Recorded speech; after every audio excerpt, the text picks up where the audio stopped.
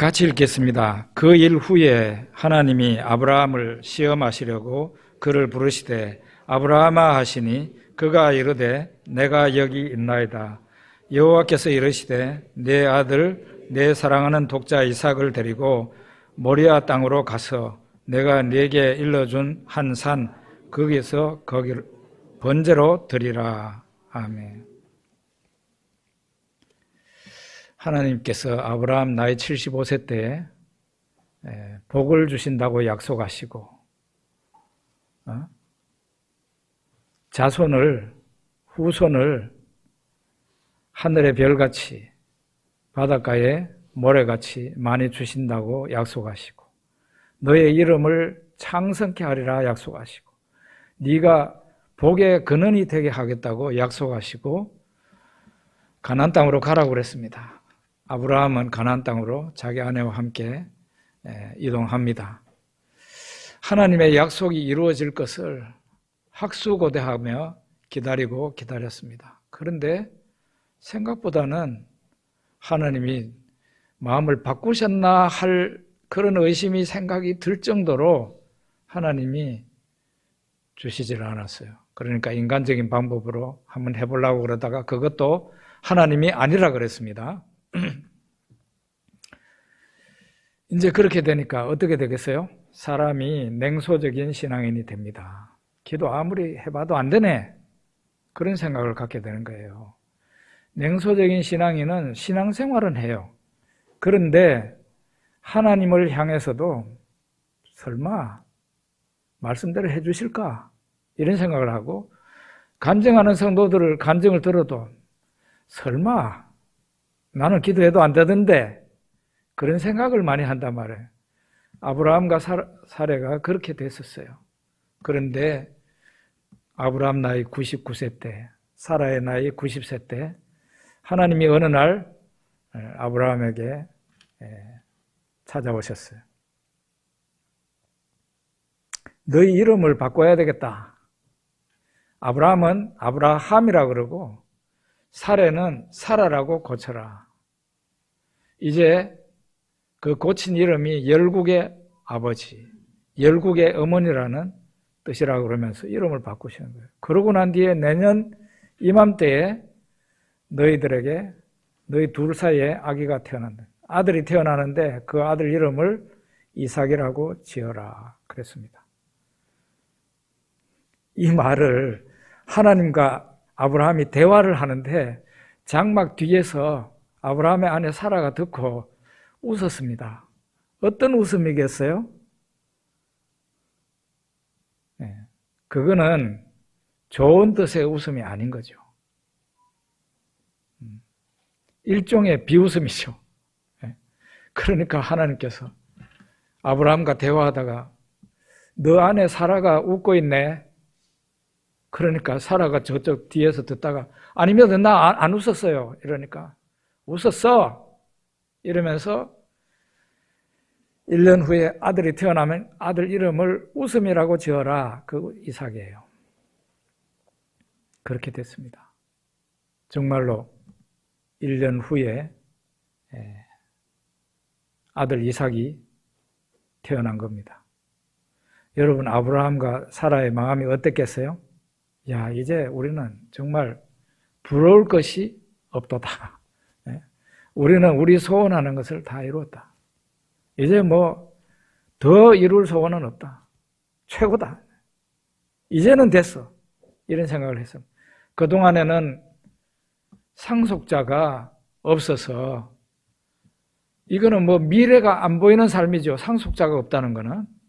뭐 이상한 방법으로 낳은 이스마엘이라고 있었지만은 그 아들도 하나님이 아니라 그러니 상속자가 없는 거 아닙니까? 그러면은 사실상 미래가 없는 거거든요. 아브라함의 삶과 사라의 삶은 나이 들어서 암담했어요. 마음이 침울했어요. 그런데 아기가 태어났으니까 이거는 진짜 이제는 우리 소원을 다 이루었습니다. 이제는 됐습니다. 하나님 은혜 감사합니다. 이렇게 된 거예요. 그동안 아슬아슬한 삶을 살았지만 때로는 하나님을 비웃기까지 했지만 이제는 그게 아니고 내 삶은 이제 반석 위에 올려진 삶과 같습니다. 그렇게 생각하고 있을 때에 하나님께서 어느 날 아브라함을 시험하셨다고 했습니다.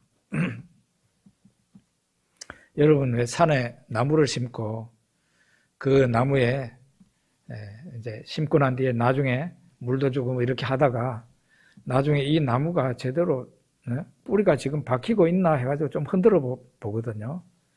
흔들어 보면 약간 이렇게 흔들어 보면 아, 이놈이 뿌리를 잘 내리고 있구나 하는 걸 알게 되고, 뿌리를 잘 안 내렸을 때 쑥 뽑히죠.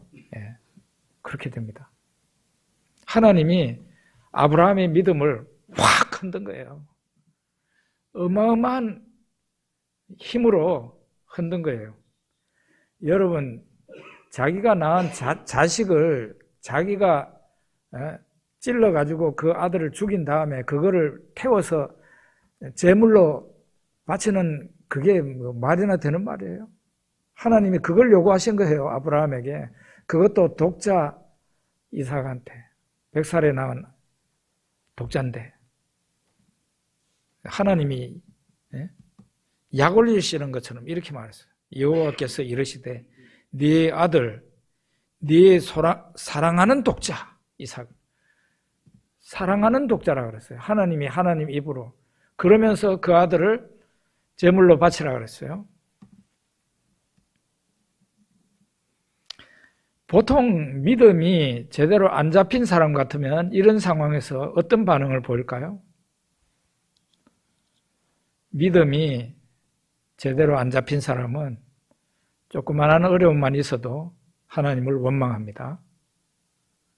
이거는 하나님을 이거는 보통 그게 아니고 내가 내 아들을 잡아 죽여가지고 제물로 바쳐야 되는데 이거는 하나님께 대들어야 되는 거 아닌가요?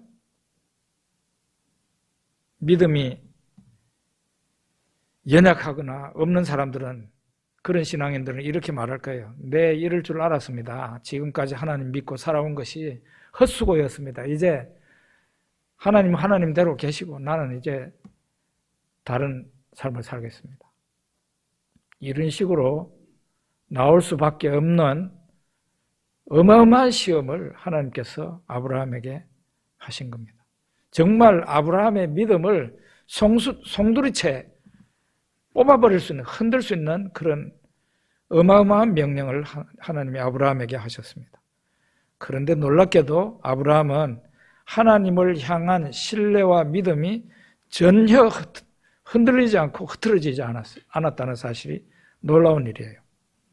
아브라함은 아침에 일찍 일어났습니다. 낙의 안장을 지었습니다. 두 종과 아들을 데리고 번제에 쓸 나무를 가지고 하나님이 가라고 한 그 모리아산을 향해서 출발했습니다. 아브라함이 어떻게 이 무서운 하나님의 명령을 듣고 너무나도 즉각적인 순종을 할 수 있었을까요? 그거는 오랫동안 하나님을 경험했고 오랫동안 신뢰를 쌓은 그 결과로 이런 행동을 할 수 있는 거예요. 지금 하나님은 지금까지와는 영 다른, 지금까지하고는 영 다른 태도를 아브라함에게 보인 거 아닙니까? 그죠? 아브라함의 절친한 친구가 하나님이신데 아브라함의 원수가 돼버려서 지금 하나님이 말씀하시는 것 같잖아요. 그런데 여러분, 친구 사이에도 그렇고 부부 사이에도 그렇고요. 평소에 내가 오랫동안 수십 년 동안 경험해 봤는데 이 사람은 이거다 하면은 우리는 행동이 단순하게 돼요. 아브라함이 지금까지 100세가 아니라 지금 100세가 훨씬 넘은 상황, 115 내지 120세 정도 됐을 이 나이까지 아브라함이 하나님과 항상 같이 있었는데 경험해본 하나님은 좋으신 하나님이라는 거예요. 아브라함에게 축복을 주시기를 원하시는 하나님이지 하나님이 잘 살고 있는 아브라함의 그 가정을 그냥 깽판 치는 그런 하나님이 아니다 말이에요. 아브라함은 그거를 확신하고 있었어요. 그래서 여기 아브라함의 속마음은 나와 있지 않지만 아브라함은 속으로 이렇게 생각했을 거예요. 하나님 저 시험하시네요. 그러실 필요 없어요. 저 하나님 너무 잘합니다. 하나님이 저에게 약속하신 거 다 이루실 거고 하나님이 저에게 복의 근원이 된다고 그랬는데 그렇게 하게 해주시는 하나님이시잖아요. 제 믿음 시험할 필요 없어요. 저 흔들리지 않습니다. 그런 태도를 아브라함이 보이고 있습니다. 하나님께서 아브라함에게 네 아들, 네 사랑하는 독자 이삭을 내가 너에게 지시하는 그 모리아 산으로 데리고 가서 번제로 드리라 할 때에 아브라함은 왜 그러냐고 묻지도 않았고 하나님 왜 그러세요? 하고 묻지도 않았어요. 거기에다가 하나님께서도 이유를 말하지 않았어요. 이런 상황은 어떻습니까? 아브라함으로 볼 때 왜 나를 그렇게 험한 사람으로서는 할 수 없는 그런 것을 내한테 명령하십니까? 이유라도 말해야죠. 그렇게 하지 않았어요. 이유를 묻지도 않았고 하나님께서 아브라함을 이해시키지도 않았습니다. 아브라함이 충분히 이해가 된 가운데 행동한 게 아니라고요. 왜 그러는지도 모르는 거예요. 하나님도 설명하지 않았어요.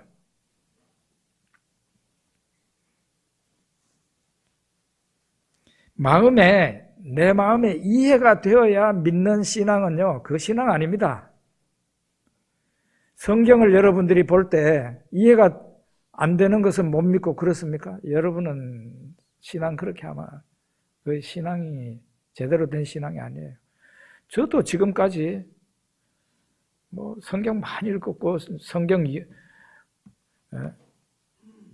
말씀 전하는 것이 제 일이 되었지만은 제가 성경 안에서 이해되지 못하는 부분이 있거든요. 아직도 있거든요. 어쩌면은 제가 이 땅에서 이해가 안 되면은 하늘나라 가서야 이해가 되는 부분이 있을 거예요. 그렇다고 해서 이 말씀 틀렸습니다 한다든지 그렇게 하지 않아요. 뭔가는 하나님께서 내가 이해는 못하지만 하나님께서 뭔가는 이유가 있기 때문에 그런다. 하나님의 선하심을 믿는 것이죠. 아브라함은 이해가 가지 않는데도 순종을 했다는 거예요. 이해가 가지 않는데도. 도대체 무엇 때문에 왜 나한테 이런 험한 명령을 하시는지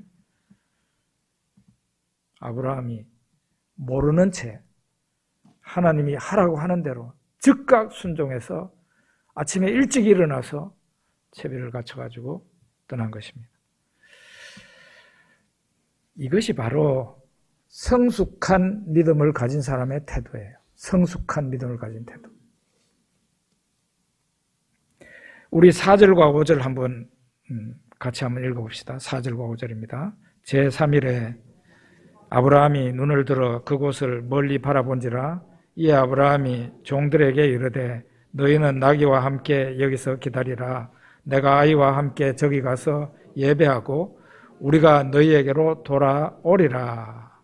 아브라함이 뭐라고 말합니까? 너희들 종들한테 너희들 여기서 기다리고 있어라. 내가 아들하고 같이 저기 가서 예배하고 우리가 그러니까 나하고 아들이 너희들에게로 돌아온다. 그러지 않습니까? 제물로 바치면은 그 아들 죽을 텐데 불태워져서 죄가 될 텐데 어떻게 같이 돌아와요? 그런데 아브라함은 같이 돌아오게 될 거라는 것을 확실히 믿고 있습니다. 어떻게 이런 말을 할 수 있을까요? 아브라함이 하나님을 절대적으로 신뢰했기 때문에 이런 말이 가능한 거예요. 아브라함이 그동안 경험한 그 하나님이 너무나 좋으신 하나님이에요. 아브라함의 방패가 되고 아브라함의 좋은 친구가 되셨던 하나님이세요. 하나님의 약속은 굳건했어요. 그러니까 100세가 된 사람한테도 아들을 주셨죠. 아브라함은 하나님을 전적으로 신뢰하고 있었어요. 그러니까 제물로 이 아들을 갖다가 바치게 되지만 다시 이 아들하고 같이 이 종들에게로 돌아오게 될 거라는 확신 있는 말을 합니다. 아마 이때 아브라함은 부활신앙을 가졌던 것 같습니다. 부활신앙. 내가 아들을 제물로 바치면 불태워지면은 어쨌든 하나님께서 이 아들을 갖다가 다시 살려서 내한테 돌려주실 거라는 것을 믿은 것이죠. 그러면 아브라함은 어떻게 해서 이런 구약 시대에 나오는 처음 부활신앙의 사례거든요. 이 부활신앙을 가지게 되었을까? 그거는 하나님께서 아브라함과 사라에게 그 100세 된 아브라함과 사라에게 독자 이삭을 주실 때 그때 가지게 되었던 것 같습니다. 생각을 해보는 거죠. 추론을 해보는 거죠. 이미 성경에도 그렇게 나와 있는데 죽은 자와 방불한 그 아브라함과 사라에게 다시 청춘의 몸, 아기를 낳을 수 있는 몸으로 변화시켰어요, 하나님이. 그렇게 해가지고 아들이 태어나게 한 거예요. 여러분 성경을 쭉 읽어나가 보면은 여기 창세기 22장이잖아요. 더 읽어나가 보면은 아브라함의 아내 사라가 죽습니다, 나중에. 죽고 난 뒤에 아브라함이 또 새 장가 들어요. 놀라운 일을 봅니다. 그 말은 뭔가 하면은 다 죽어가던 사람이 이 아들 이삭을 낳을 때 그때 아기를 낳을 수 있는 몸이 되었고 그것도 보통 싱싱한 몸이 아니라 결혼을 또 해야 될 만큼 아브라함의 몸이 건강했었다. 그래가지고 자식 또 많이 낳았잖아요. 그 아내 이름이 그 후에 아내 이름이 그두라인데 그두라에 자식이 많았어요. 죽은 자와 다름없는 몸을 가진 사람들에게 하나님께서 놀라운 은혜와 능력으로 아브라함의 몸을 바꾸고 사라의 몸을 바꾸어서 그들 사이에서 잉태할 능력이 있게 하시고 그래서 아들이 태어나게 하신 거라면 거기에서 아브라함은 대단한 믿음을 가지게 된 겁니다. 하나님은 죽은 사람도 심지어는 살리실 분이다. 그렇게 믿은 거죠. 아브라함이 종들에게 너희는 나귀와 함께 여기서 기다려라. 내가 아이와 함께 저기 가서 예배하고 우리가 너희에게로 돌아오리라. 얼마나 확신 있는 말입니까? 이제 9절에서 12절까지 한번 읽어봅시다. 아브라함이 그곳에 제단을 쌓고 나무를 벌려놓고 그의 아들 이삭을 결박하여 제단 나무 위에 놓고 손을 내밀어 칼을 잡고 그 아들을 잡으려 하니 여호와의 사자가 하늘에서부터 그를 불러 이르시되 아브라함아 아브라함아 하시는지라. 아브라함이 이르시되 내가 여기 있나이다 하매 사자가 이르시되 그 아이에게 네 손을 대지 말라. 그에게 아무 일도 하지 말라. 네가 네 아들 네 독자까지도 내게 아끼지 아니하였으니 내가 이제야 네가 하나님을 경외하는 줄을 아노라. 여기에 보면은 지금 아브라함아 아브라함아 하면서 네 아들에게 손대지 마라. 말하신 분이 누구라고 나와 있어요? 누구라고 나와 있어요? 정확하게 여호와의 사자라고 나와 있어요. 여호와의 사자가 하늘에서부터 아브라함을 불렀다고 나와 있습니다. 이 여호와의 사자가 이 세상에 오시기 전 예수님이에요. 성자 하나님이에요. 성자 하나님. 얼마나 의미가 있습니까? 여호와의 사자는 계속 나타납니다. 이때도 나타났고요. 그 다음에 모세에게도 떨기나무 불꽃 가운데서 나타나신 분이 여호와의 사자였어요. 기드온에게 대성을 거두게 해주신 그분도 여호와의 사자이시고 여호와의 사자가 계속 구약성경에 나오는, 심지어는 애굽에서 출애굽시킬 때 여호와의 사자가 이스라엘 백성들을 애굽에서 이끌어서 냈습니다. 구약의 예수님이죠. 예수님은 이 세상에 오시기 전에도 이미 구약 백성들을 구원하는 일을 하시고 인도하시는 일을 하셨던 거예요.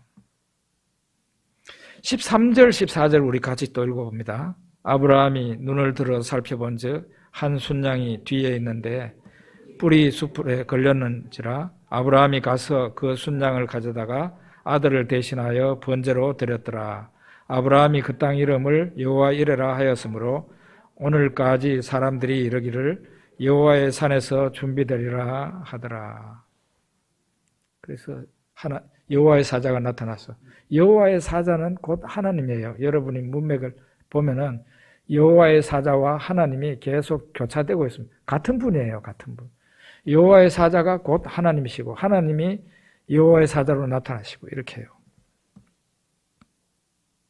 스톱을 시켰어요. 그러니까 이제 아들을 안 죽어도 되는 거죠. 아브라함이 정신을 차리고 이렇게 보니까 저쪽에 수풀에 순양 하나가 이렇게 뿔이 수풀에 걸려가지고 있었어요. 그 놈을 잡아다가 하나님 앞에 제사를 드렸습니다. 하나님이 그 아브라함을 보시고 뭐라 그랬습니까? 네가 네 아들 네 독자까지도 내게 아끼지 아니하였으니 내가 이제야 네가 하나님을 경외하는 줄 아노라. 참 이 부분에서 하나님께서는 참 우리 믿음이 부족한 사람에게는 참 잔인한 말같이 들릴 수도 있는데요. 하나님께서는 하나님을 가장 소중히 여기고 하나님을 가장 사랑하기를 원하신다. 하나님은 우리가 심지어 자식을 사랑하는 것보다도 하나님을 더 위하고 더 사랑하기를 원하시는 하나님이다. 우리가 그것을 알게 돼요. 이게 바로 아브라함의 믿음이 완전 증명된 거예요. 여기에서 네가 나를 위해서 네 독자 이삭도 아끼지 않았으니까 이제야 네가 나를 경외하는 줄 알겠다라고 말을 합니다. 그러고는 이제 아브라함이 제사를 드리고 난 뒤에 순양으로 제사를 드리고 난 뒤에 그 땅 이름을 뭐라 그랬어요? 여호와 이레라. 여러분 여호와 이레라는 말 잘 아실 겁니다. 그런데 여호와 이레에 대한 설명이 다음 거라고 생각하면 오산입니다. 여호와 이레라 하였으므로 오늘날까지 사람들이 이르기를 여호와의 산에서 준비되리라. 그리고 여호와 이레의 뜻이 여호와께서 준비하신다 이런 뜻이라고 생각하면 안 된다 이 말이에요.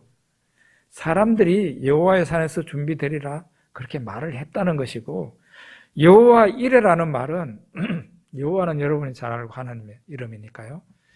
이레라는 이 말이 굉장히 중요한 말인데 밭에 감추인 보화처럼 그 의미가 그리고 신자들에게 많은 사람들에게 원문을 모르면 숨겨져 있는 거예요. 이레라는 뜻이 무슨 뜻인가 하면 라아라는 동사가 그 원형이에요. 이레하고 라하고 틀리는 것 같죠? 라 동사의 미완료예요. 라가 무슨 뜻이냐? 바라본다는 뜻이에요. 바라본다. 그런데 미완료는요, 히브리어는 동사가 두 종류가 있어요. 완료와 미완료가 있어요. 완료는 이미 끝난 일이에요. 그런데 미완료는 계속 진행되는 거예요. 그러니까 이 라가 진행되고 있는 거죠. 하나님이 바라보신다는 건데, 여호와가 바라보신다는 건데, 여호와가 계속 바라보시는 땅이다. 그런 뜻이에요. 어디가요? 아브라함이 독자 이삭을 바치려고 했던 바로 그 장소 모리아가 하나님이 계속 주목해 보시고 하나님이 계속 바라보시는 땅이라는 거예요. 그 후에 어떤 일이 일어났습니까? 천년 후에 솔로몬 때 바로 그곳에 하나님의 성전이 세워집니다. 그리고 또 천년 후에 예수님이 그 모리아산에서 십자가 위에서 희생제물이 되십니다.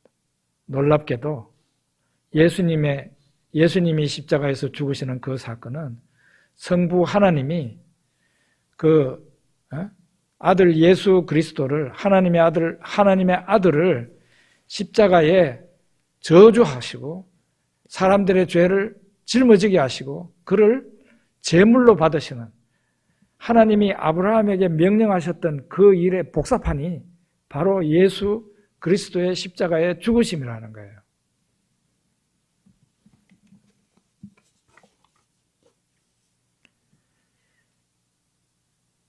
참 그런 생각을 해요. 아브라함이 어떻게 순종을 할 수 있었을까? 그거는 하나님께 대한 절대 신뢰입니다. 하나님께 대한 절대 신뢰. 여러분, 어떤 사람들은 하나님을 믿어도 이렇게 절대적으로 신뢰하는 데까지는 못 간 사람들이 있어요. 그런 사람들은 원망을 많이 합니다. 원망을 많이 해요. 조그만한 일이 있어도 원망하고 나 교회 안 갈래요 이러기도 하고. 그런 사람들은 교회를 나왔어도 하나님을 절대적으로 신뢰하지 않는 사람이에요. 하나님을 절대적으로 신뢰하는 사람은 어떻게 되십니까? 내한테 환난이 오고 어려운 일이 온다고 할지라도 그것은 다 하나님의 수중에 있는 거고 하나님이 이 모든 환난과 하나님이 이 모든 어려운 악조건을 변화시켜서 나에게 좋은 쪽으로 역사하고 계신다는 것을 믿을 때 하나님께 순종할 수 있는 거예요. 좋으신 하나님을 절대적으로 신뢰할 때 순종이 가능한 겁니다. 그러니까 순종하십시오 해도 순종이 잘 안 되는 사람들은 그만큼 믿음이 부족하기 때문에 순종이 잘 안 되는 것뿐이죠. 그 사람도 믿음이 성장하면 순종을 할 수 있게 됩니다. 그러면 아브라함이 순종해서 받은 축복은 뭐였는가? 그것은 2000년 후에 아브라함 이후 2000년 후에 하나님이 아브라함에게 명령해서 너 독자 이삭을 잡아서 제물로 바쳐라 하는 그 똑같은 일을 2000년 후에 성부 하나님께서 하나님의 아들을 십자가 위에서 제물이 되게 하시는 그 일을 할 거라는 것을 아브라함이 알게 됐다는 사실. 아브라함이 하나님의 계획을 알게 된 겁니다. 무엇 때문에? 순종함으로. 하나님께 순종했기 때문에 먼 훗날 있게 될 하나님의 계획을 알게 됐는데 그것도 아브라함이 한 거하고 똑같은 그런 형태의 일을 하나님이 하죠. 납득이 될 수 있어야 안 될 수 있어요. 아버지가 아들을 잡아서 제물 삼는 게 인간적인 이해로 가능합니까? 가능하지 않습니까? 가능하지 않습니다. 마찬가지 일을 하나님께서 사람들의 죄를 속하시려고 하나님의 아들을 십자가 위에서 제물 삼았다 이 말이에요. 우리 인간의 상상과 이해를 초월해서 하나님이 어마어마한 일을 이 지구상에서 행하신 거예요. 그거를 2000년 전에 아브라함에게 경험하게 하신 거죠. 그렇기 때문에 말을 하지 않은 거예요. 이해를 시켰더라면 아브라함은 그걸 충분히 경험할 수 없어요. 이해가 안 된 상태에서 아브라함에게 시험을 한 거죠. 믿음이라는 게 이토록 소중합니다.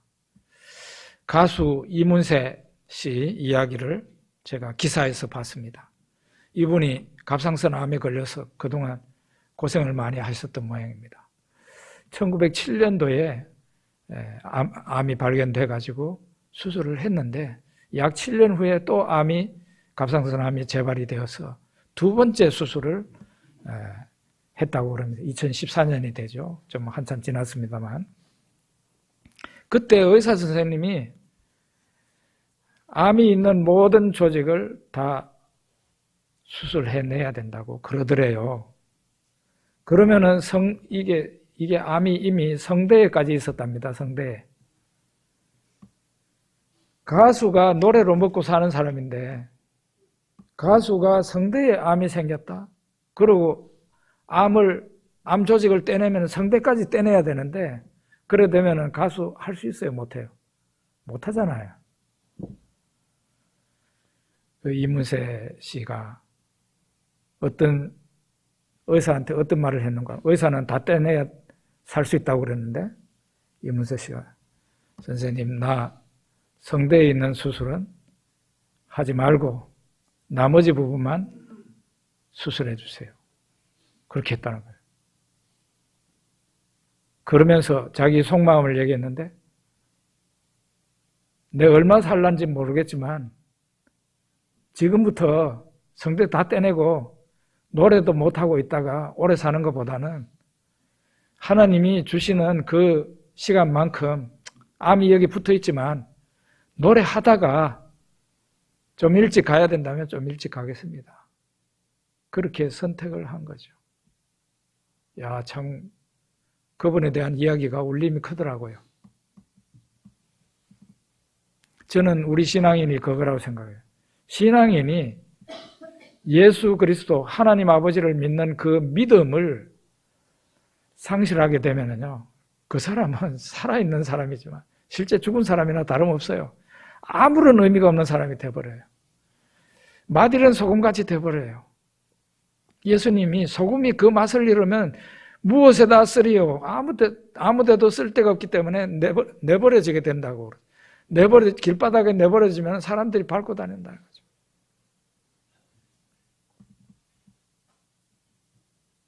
우리가 만약에 교회 다니는 우리가 만약에 우리 속에 아브라함과 같은 굳건한 믿음이 있어야 이것이 내가 살아도 살아있는 거고 하나님의 능력과 은혜를 체험하면서 진짜 제대로 된 그런 신앙인 노릇을 할 수 있는데 그것이 우리에게 흔들리고 그것이 약화되고 그것이 없어진다면 교회 나와도 교회 나오는 것도 아니고 살아있어도 엄밀한 의미에서 살아있는 사람이 아니에요. 신앙인이 살아있는 게 아니에요. 그냥 한 사람이 살아있는 거죠. 예수님의 제자가 제자의 캐릭터를 잃어버리면 더 이상 그 사람은 예수 제자가 아닌 거예요. 우리는 오늘 이 아브라함을 하나님께서 시험하신 것을 보면서 아브라함이 거칠 것 없이 하나님이 하라고 하신 대로 그대로 완벽하게 순종하는 것을 보면서 야, 이 사람이 이랬기 때문에 믿음의 조상이 된 거구나. 아, 이 사람이 이랬기 때문에 하나님께서 아낌없이 이 아브라함을 축복하시고 그 독자 이삭과 후손을 축복하신 거구나. 그런 것을 알게 됩니다. 기도하겠습니다.